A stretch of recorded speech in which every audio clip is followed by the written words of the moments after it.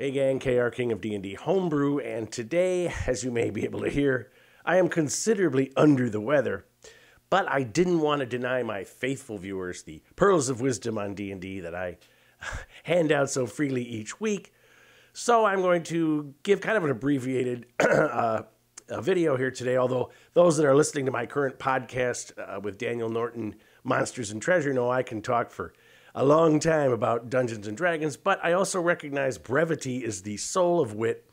So I'm going to try to, be not cursory in my remarks, but just kind of introductory in something that actually is very important and deserves, a more detailed examination, which is setting the stage. And this is a literary device we use in, short stories, novels, screenplays, whatever. When the, protagonist enters some new scene, some new structure, some new area, we set the stage. We give description of what they are experiencing in such a way as to give, general atmosphere, to lend verisimilitude to this scene, but also to possibly give them information about what is going on, who they're seeing, the attitude of the people, or, in D&D, the, NPCs or creatures or whatever. And it gives your game, that little extra flavor. The players enjoy it more, I think, when you set the stage, instead of just saying you're at this building, but, what does the building look like? What's going on there? And just using some of the ideas that I'm going to outline here today to do this. As I said, this is kind of introductory. I'm doing this as long as my voice will hold out. All right, so as I mentioned, kind of the two basic ideas behind setting the stage is to create an atmosphere around when the players enter some area or some building, and then information about what's going on when they enter.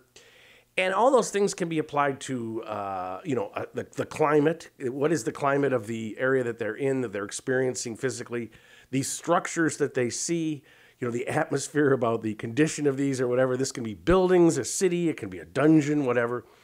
And then also setting the stage for the, denizens of this place, whether it's NPCs in a town or creatures in a dungeon or whatever.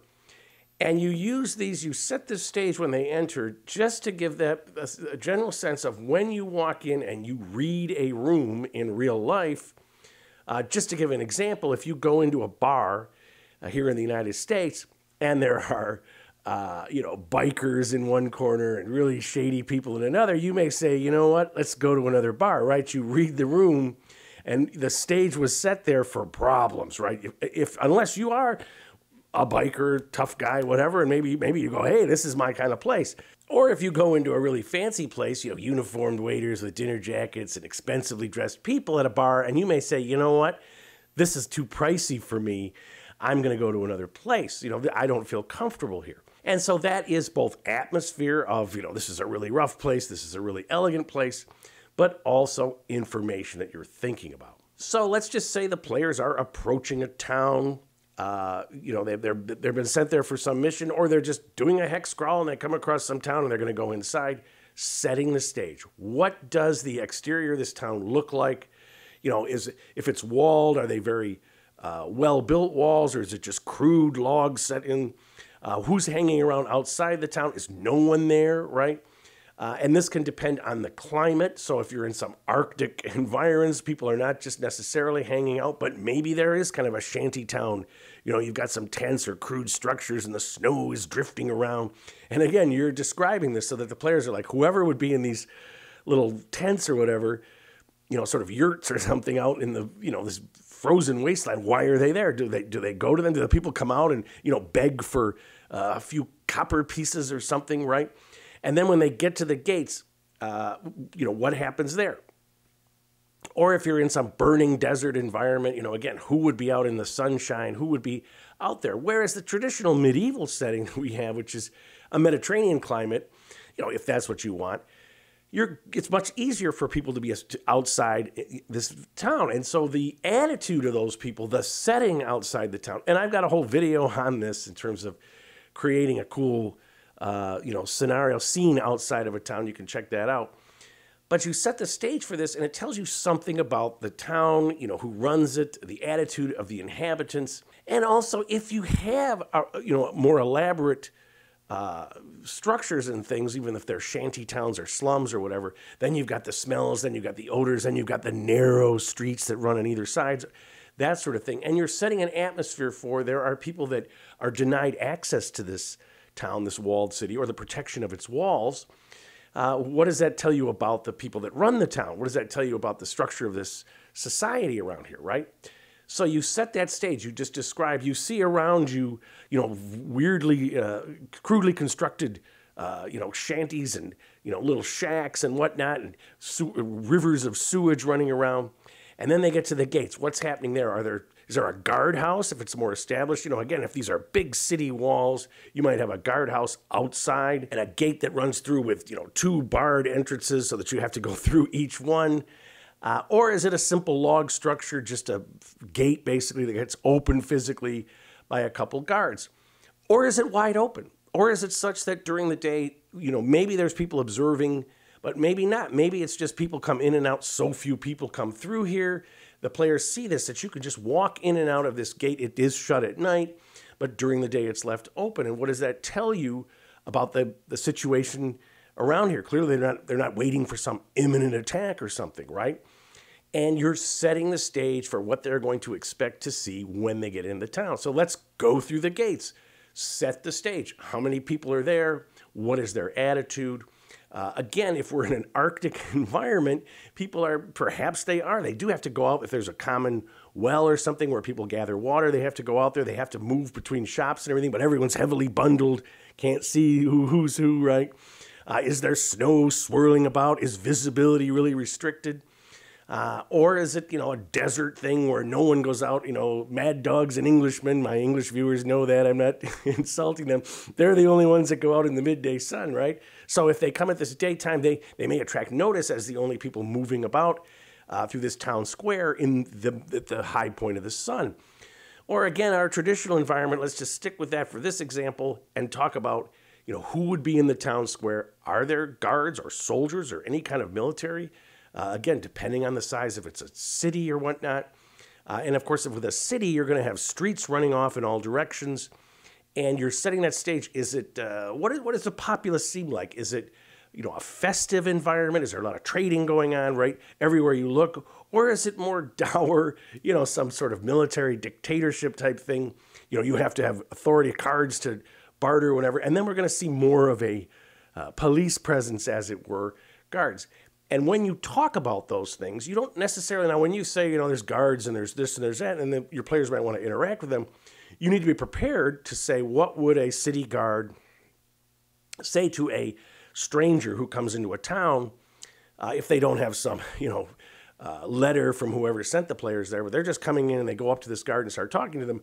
What is their attitude going to be? Well, you've set the stage if it's this dictatorship kind of thing that they could, get out of here, or what the hell's your problem, or, seize them or whatever. And by setting that stage, you guide the players in terms of a sense of what they should do and should not do. And then, of course, when you go into a building in this town, let's say the classic tavern, you set the stage. You see it from outside. What does it look like? Does it look well appointed? Does it look like a tumble down, dive type thing? And then when they walk in, what is the atmosphere, dense with smoke? Also to people laughing, is there music? Or is everyone, sort of passed out on crude tables, low ceilings, totally, barely see from smoke? You give the players that sense you're setting the stage. Because if you go into a place like that and some rogue, tries to steal your purse, and takes off with it, what did you expect, right? You set the stage for that kind of environment. If you go into a highfalutin place, first of all, if you can get in, they may have guards at the door to prevent riffraff. This is, D&D world. But if you do get in there, there's going to be rich types there. Is there gambling? If some players love to do that kind of thing. Are they going to, the expense of this, are they going to look out of place? And you've set the stage with the way people act towards them as well. In a dive bar, everything stops when the players walk in. Not a word.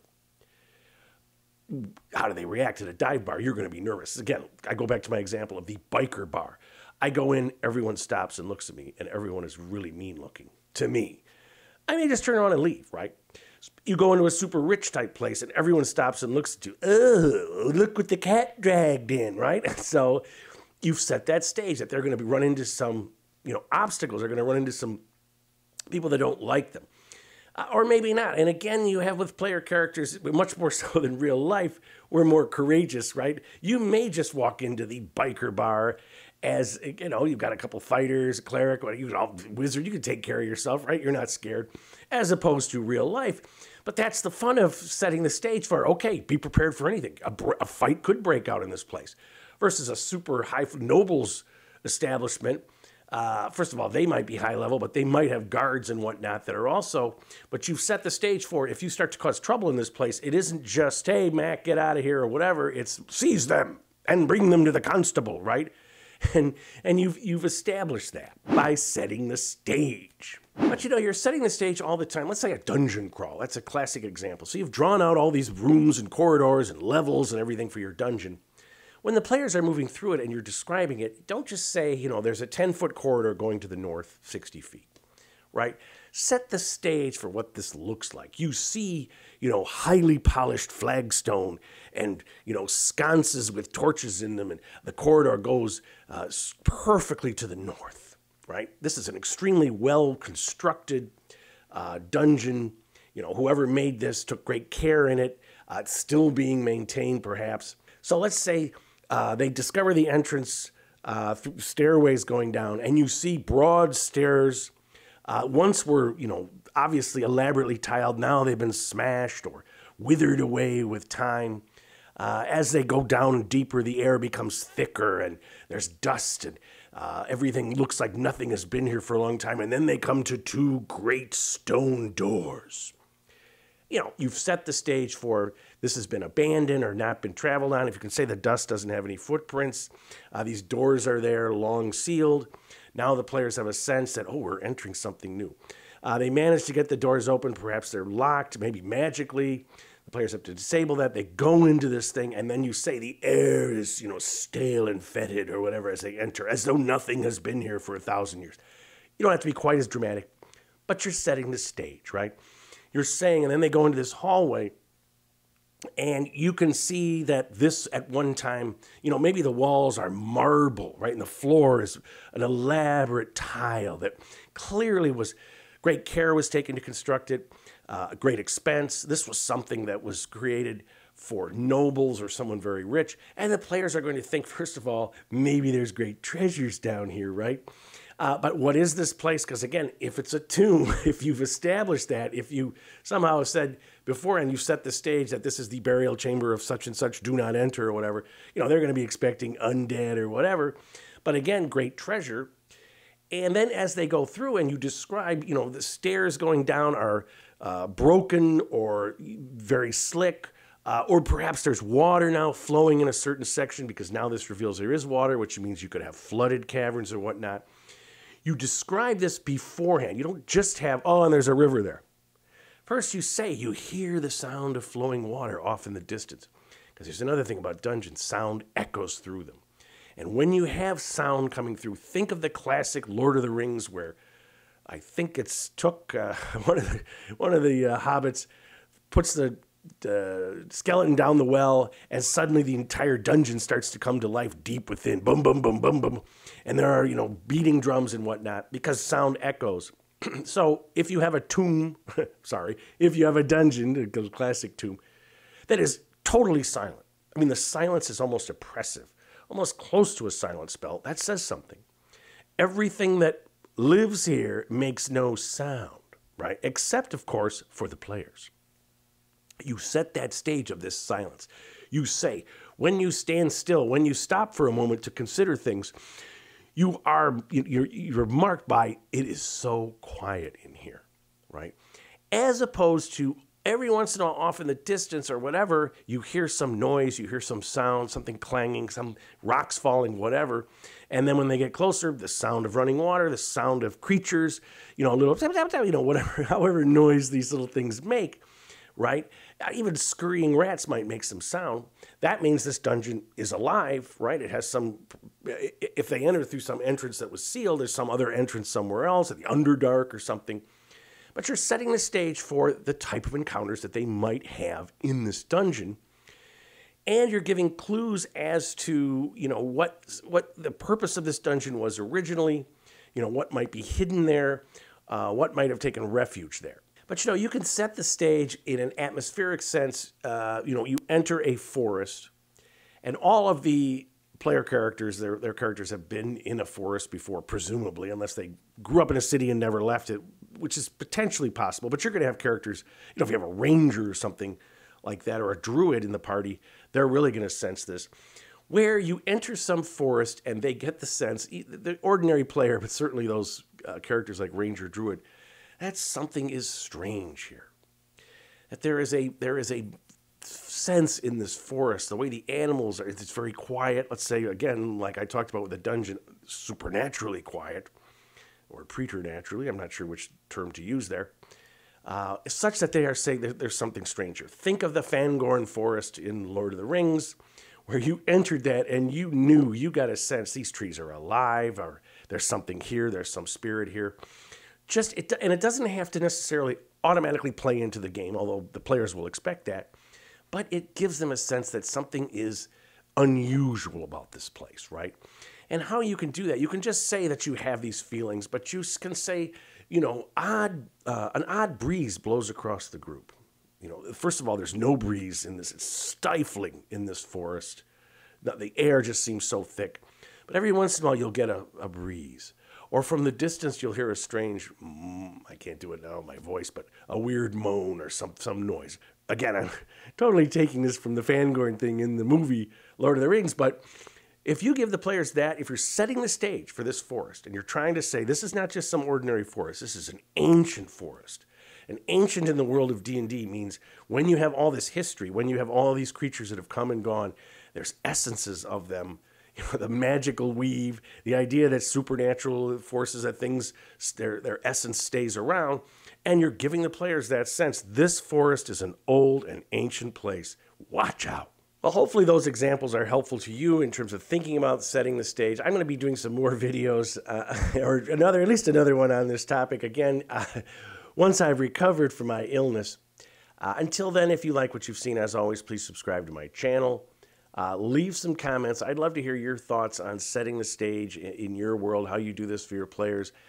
I've got a whole other topic on when your players are used to how you set the stage and sort of metagame and how to get around that. But again, that's another story. Most importantly, of course, my friends, keep playing D&D and tell somebody else about it.